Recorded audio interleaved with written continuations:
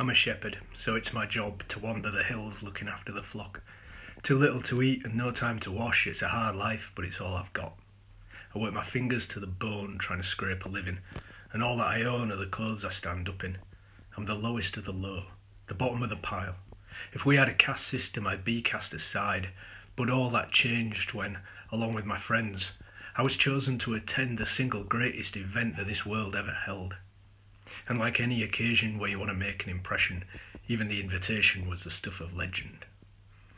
One night, in the shelter of some trees, we were sat round the fire shooting the breeze when someone asked, "Is that the wind in the leaves?" Talking stopped and we listened to the sound building up all around till we could feel it through the ground. This incredible crescendo of harmonies, the majorest of major keys. Someone cried, "Is this a dream?" Someone else screamed. I just dropped to my knees, and then silence. We all looked up, and there he stood, an angel from the Lord above, ablaze with the brightest light like midday when it was midnight. The angel said, "Don't take fright. I'll bring you news of pure delight." I don't know about the rest, but I was scared half to death. A simple shepherd like me doesn't expect to hear from God direct.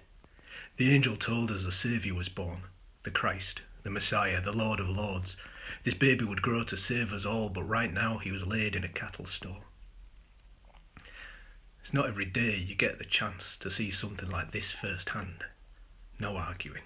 We were all decisive, left the sheep to their own devices, put out the fire, grabbed staff and rod, and headed to town to see the Son of God. You've never seen shepherds move so fast. People stepping aside to let us past.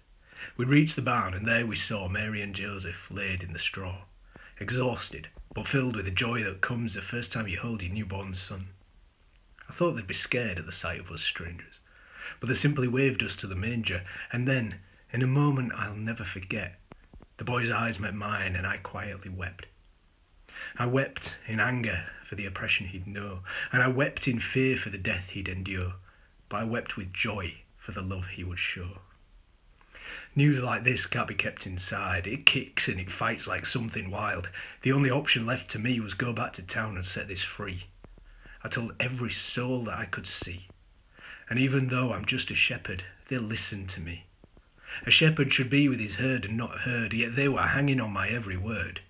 But the thing is, I'm just a messenger, that's all. And the word they heard was coming straight from the Lord. Once we'd spoken to pretty much everyone, we went back to the hills where we belong.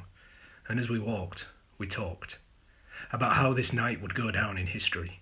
This barn, this baby, this nativity,